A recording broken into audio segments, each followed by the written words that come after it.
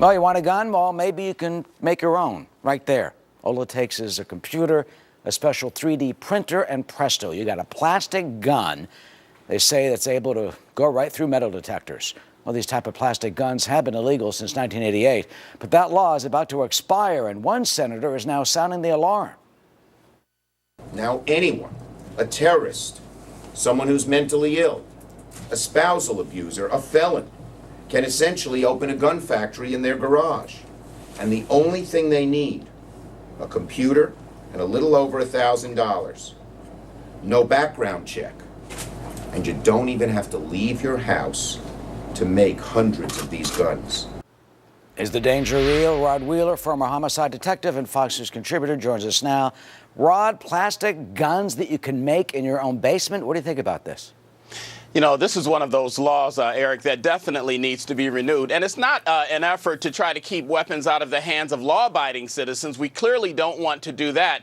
The problem with these particular guns, and even more specifically that we in law enforcement have with it, is the fact that these guns are untraceable. They don't have serial numbers.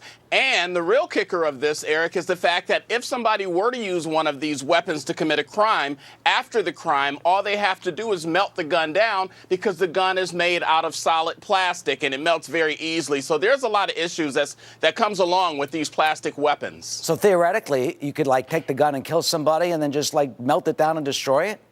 Oh, absolutely. All you need is just a match, and you light the match, and you melt the gun down. See, here's the thing. The plastic, Eric, that's used to make these weapons is just like the plastic that's used to make water bottles that we all have, right? It's the same type of plastic. It's the same type of a computer program, and so you use a CAD designer, a CAD printer, and you go ahead and you upload the file, and then the printer will actually print out and actually make the gun for you. And you know what? There's no metal objects in this gun, so what does that mean? That just simply means that you can get this gun through TSA, you can get this gun in schools and anywhere else. So that's a major problem, Eric. How come this law is allowed to expire in the first place? It's called the Undetectable Firearms Law. It's going to be expiring. It was first passed in 1988. Wouldn't there be something that's automatic? How come this could be allowed in the first place? Well, you're exactly right, and that's why everyone, especially us in law enforcement, is hoping that here in the United States, Congress will do the right thing and quickly renew this law. It is up for renewal. According to some folks over at the Congressional building, apparently it's not on the calendar to be talked about, but hopefully somebody will raise the flag and will renew this law because it's very dangerous, and we definitely, Eric, don't want people making weapons in their garages. Yeah, that's true. Supporters, though, say, look, there's no evidence that anyone's been shot by these guns or that it's even been used. A guy named Cody Wilson calls it, he's the creator, he calls it techno-libertarianism, that if you outlaw this, you're going to control the internet and control information.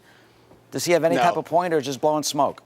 No, I think he's blowing smoke. Let me also remind you that this same guy, Cody Wilson, is in the process right now of making a plastic gun clip that can also get through our metal detection system. So, you know, I'm not exactly sure where this guy is coming from, but I can tell you that at the end of the day, we need to push back on this because it's going to get in the hands of the wrong people. A wannabe terrorist, Eric, or an active shooter or somebody like that, somebody that may be mentally unstable, and that's what we have to try to prevent. There's no need for plastic guns. Now, you know, they say when it was put on the internet, the plans were downloaded 100,000 times. That means there are 100,000 of these blueprints out there. Do you think anybody right now is trying to make one of these guns? Oh, absolutely. I think I'd be kidding myself to say that they haven't tried to make these guns. And not only here in the United States, but over in the UK and other countries, we know for a fact that some folks have tried to make these guns. Now, they've taken the blueprints off of the internet, but once it's out there, and it's still available. So at least if we have the law obviously isn't going to stop the bad guy from producing the guns, but at least if we have the gun, it gives us in law enforcement just a little bit more ammunition, if you will, to try to put a stop to folks using this weapon unlawfully. Man, oh man, and finally, quickly, when do you think this law is going to be voted on and what will happen? Well, I hope soon, like within the next couple of weeks, and I believe Congress will do the right thing and renew this law because it's something that we don't need. We don't need people, again, making plastic guns in their homes. All right, Rod Wheeler, former homicide detective who knows about what it's like to be out on the streets facing potential bad guys with guns pointing at you, enforcing the law. Thanks, Rod, so much. Thank you, Eric. Jamie?